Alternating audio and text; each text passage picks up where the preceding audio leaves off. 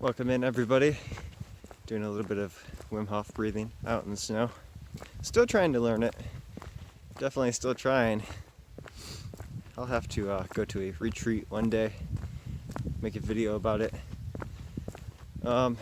Today I want to talk to you guys about narcissists, sociopaths, psychopaths, Machiavellian types of people.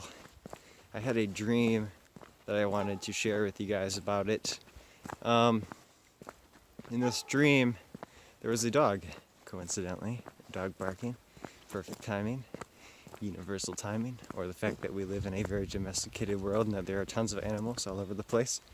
That's up for you to decide. But this dog, it kept biting my arm.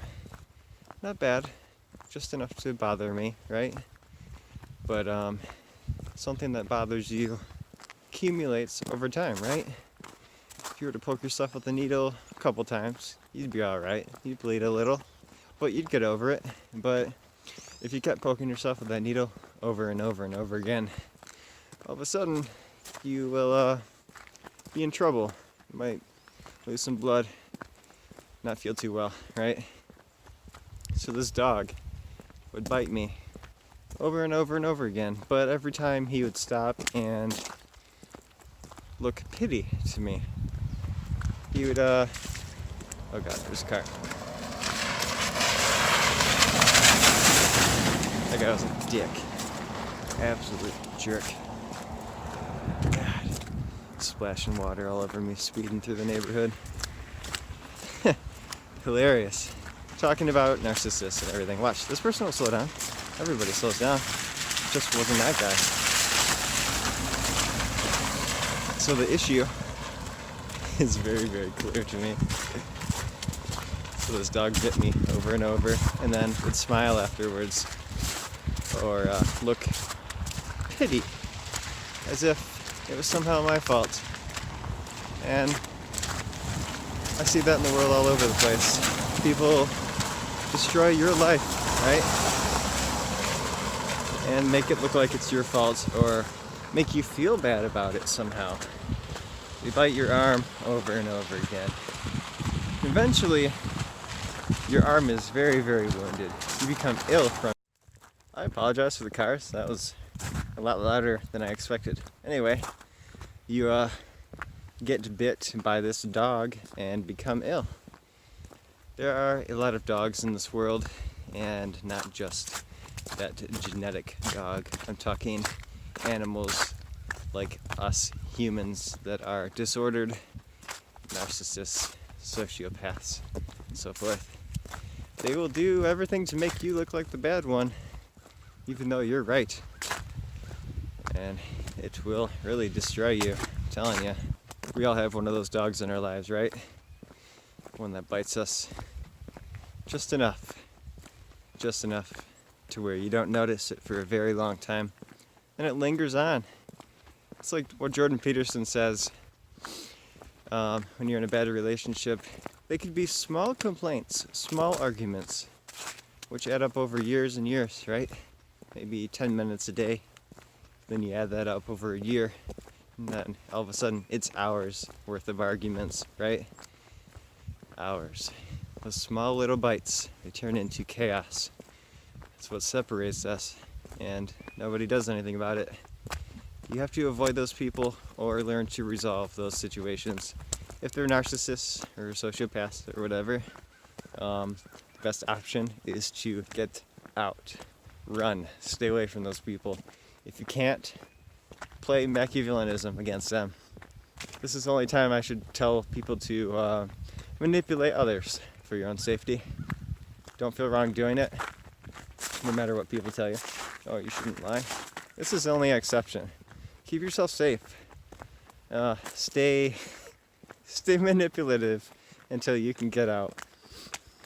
That way they will have never known that you were planning to leave them, so they can't harm you. Find the dog in your life. Maybe you are the dog. Become aware of it. You don't have to stay that way. You don't have to keep barking and annoying people. You don't have to bite arms. The best thing in life is becoming aware of your own actions. When you become aware of yourself, the world becomes a lot easier to deal with because we can relate to others. And when we can't, we know that it's usually something dangerous to stay away from. Because when you're a sane person and you feel that love in your heart, or just kindness in general, then all of a sudden you don't see it in that dog, then you know, gotta stay away. Stay away. It's one of the main keys of longevity. I'm going to write a short piece on that in my book. Hopefully it'll be short. My martial arts instructor always talks about in his videos how important it is to be a warrior in the garden and not a warrior on the battlefield, trying to stay as peaceful as possible. But if fighting becomes necessary, you are prepared for it. And that's exactly what you need to do with narcissists, is to be a strong warrior mentally and physically. Because there will be a day when there is a threat in your life. Somebody will definitely try to interrupt your peaceful life. The best self-defense is avoidance. Never get in a fight in the first place. So find that dog, put it on a leash, send it to the pound, stay away from that damn dog. Anyway, I thought that was interesting. That dream happened to me, and I think it was a spiritual dream. It was actually meant to remind me that there are people in my life that do that, and my friends' lives, your lives, all of you. You have somebody like that. It's inevitable. I think, unfortunately, we're getting up to probably 80% of the population is mentally ill because our food is poisoned. What, like 1% of people are vegan? Not saying you have to be vegan, but it's just an example of how very few people are actually health conscious. That's why it's so important that we become conscious. There's one last thing I want to tell you guys. I forgot to mention it. It's very important.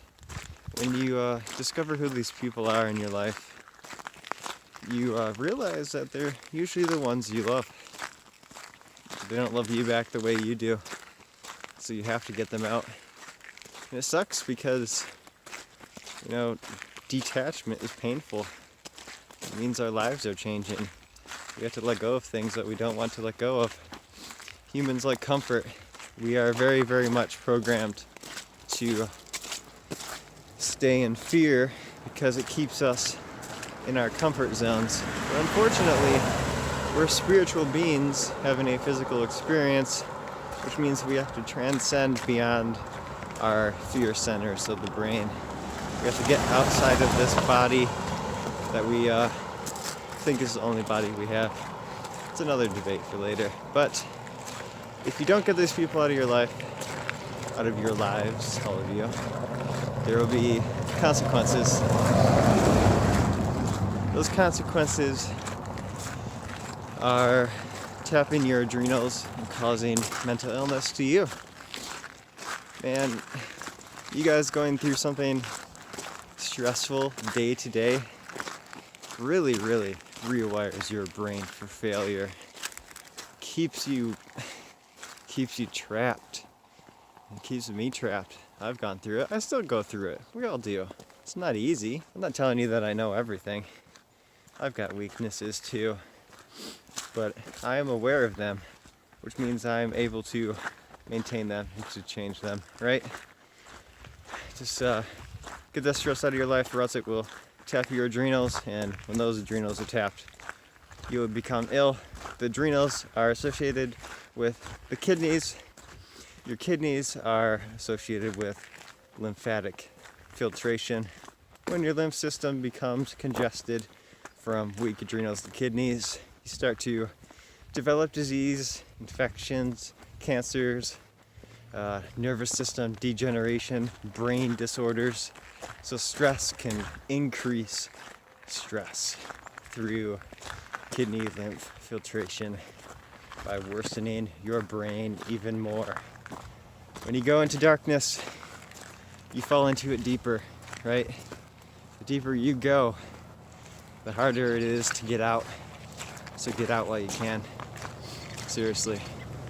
Anyway, that's all I wanted to say. Be careful. If you like this video, hit like on it like you left your pens on it. Subscribe to my channel if you are new. And I'll see you in the next video.